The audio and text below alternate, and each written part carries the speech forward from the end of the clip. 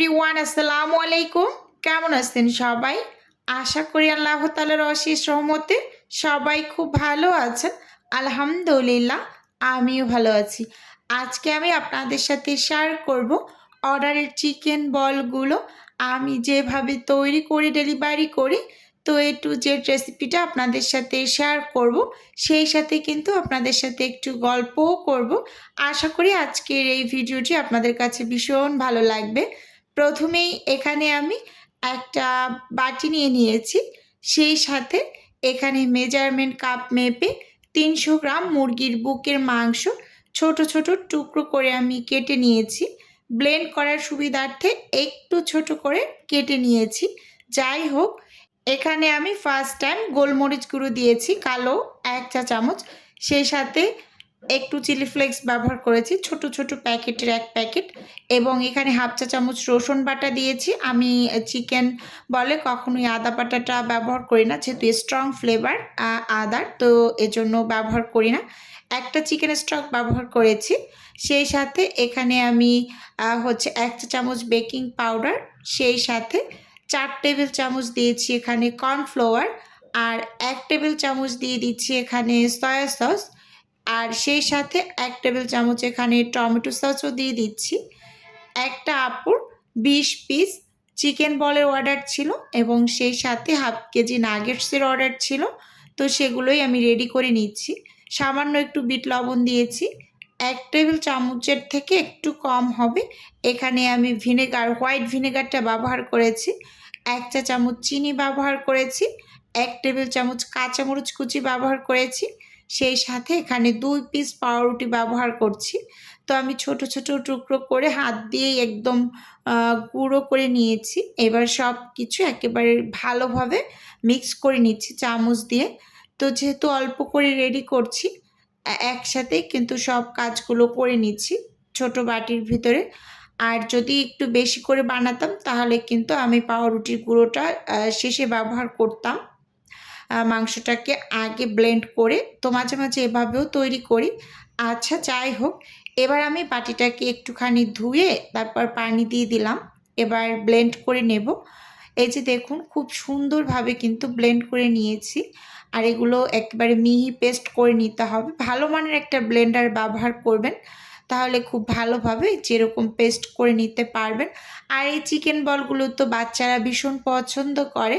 যাদের বাসায় বাচ্চা আছে তারা তো কম বেশি জানেন যে কি পরিমাণ পছন্দ করে। কি আর বলবো, আমার ২ বেবি তো ভীষণ ভীষণ পছন্দ করে এরকম আর কি। হাতটাকে ভালোভাবে ক্লিন করে আমি এখানে এই যে মেজারমেন্ট কাপের ১ চা চামচ যে চামচটা আছে, তো সেই চামচটা দিয়ে কিন্তু আমি ১ চামচ করে নিচ্ছি। এরকম ছোট ছোট বল তৈরি করে নিচ্ছি। ১ চামচ করে যদি আপনি নেন তাহলে কিন্তু চিকেন বলটা একেবারে পারফেক্ট হবে। সিদ্ধ করার পরে কিন্তু আরেকটু ফুলে যায়। এজন্য ১ চামচ যে চামচটা আছে মেজারমেন্ট কাপের ভিতরে, তো ওই চামচটা ব্যবহার করবেন। আমি আমার কিছু উদ্যোক্তা আপুদের উদ্দেশ্যে কথাটা বললাম। অনেকেই নতুন কাজ শুরু করেছেন এবং তারা কিন্তু একটু দেখিয়েও দিতে বলেছেন। এক আপুর প্রশ্ন ছিল, আপু চিকেন বলটা একটু দেখিয়ে দিও।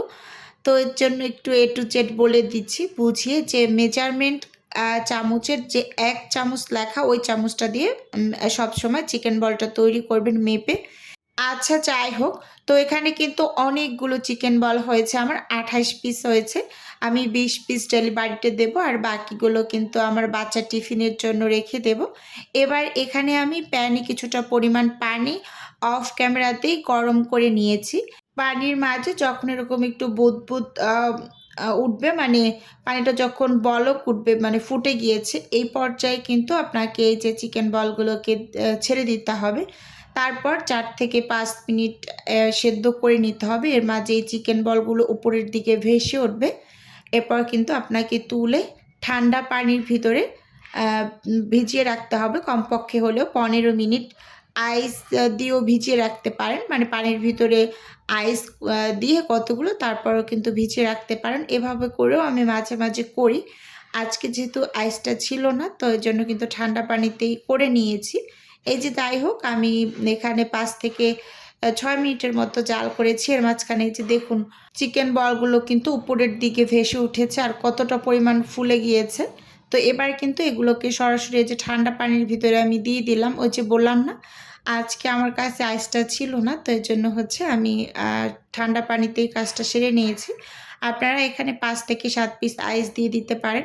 তো আমি 15 থেকে 20 মিনিটের মতো পানিতে ভিজিয়ে তারপর কিন্তু এই যে তুলে নিয়েছি। তো এখন হচ্ছে জিপলক ব্যাগের ভিতরে ভরে আমি ডিপ ফ্রিজে রেখে দেব। তারপর আপুর আরও কিছু খাবার আছে, সব রেডি করে একসাথে ডেলিভারিটা কমপ্লিট করব। তো এখানে আমি 20 পিস গুনে গুনে নিয়ে নিচ্ছি, আর এগুলো হচ্ছে আমি বাচ্চা টিফিনের জন্য রেখে দেব। যাই হোক, ভিডিওর এই পর্যায়ে ছোট্ট করে নিজের বিজনেসের একটু প্রচার করছি। আপনারা তো অনেকেই জানেন যে আমার ছোট্ট একটা ফ্রোজেন আইটেমের বিজনেস আছে। যদি কেউ কোনো টাইপের ফ্রোজেন খাবার অর্ডার করতে চান তাহলে স্ক্রিনে দেওয়া হোয়াটসঅ্যাপ নাম্বারে নক দিলেই কিন্তু আমি A to Z বলে দেব।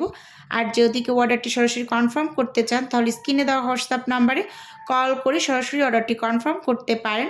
যাই হোক, এখানে আপুর কিছু চিকেন নাগেটসের অর্ডার ছিল, মানে হাফ কেজি চিকেন নাগেটসের, তো সেটাই আমি মেপে নিচ্ছি আর আপনাদের সাথে একটু গল্পও করছি। আচ্ছা, অনেক আপুরাই ফোন করে এখন আমাকে অর্ডার নিতে বলছেন, তাদের কাছে প্রথমেই সরি বলছি। আমি 20 তারিখ পর্যন্তই অর্ডারটা নিয়েছি। এরপর আমি আর কোনো টাইপের অর্ডার নিব না। একেবারে ঈদের পর আবার অর্ডার নেওয়া শুরু করব। আর যাদের অর্ডার আমি নিয়েছি সেগুলো 25 তারিখের মধ্যে ইনশাআল্লাহ কমপ্লিট করব। তো কেয়ার করার আছে, যেহেতু সামনে কোরবানির ঈদ আমাদের, তো আমরা সবাই যেহেতু গ্রামে যাচ্ছি ঈদ করতে, তো এজন্য কিন্তু আমার তাড়াতাড়ি করে আমি 25 তারিখের ভিতরে সব ডেলিভারি কমপ্লিট করে তারপর ইনশাল্লাহ 27 তারিখ আমরা চলে যাব, মানে কোরবানির আগের দিন এরকম আর কি। আচ্ছা, যাই হোক, এখানে এই খাবারগুলো আজকে আমার ডেলিভারিতে গিয়েছে। এখানে 20 পিস চিকেন সমোসা ছিল, এখানে নাগেট ছিল হাফ কেজি, 60 পিস পরোটা ছিল, রুটি ছিল 20 পিস। তো আজকের ভিডিও বন্ধুরা এ পর্যন্ত রাখছি। আল্লাহ হাফেজ।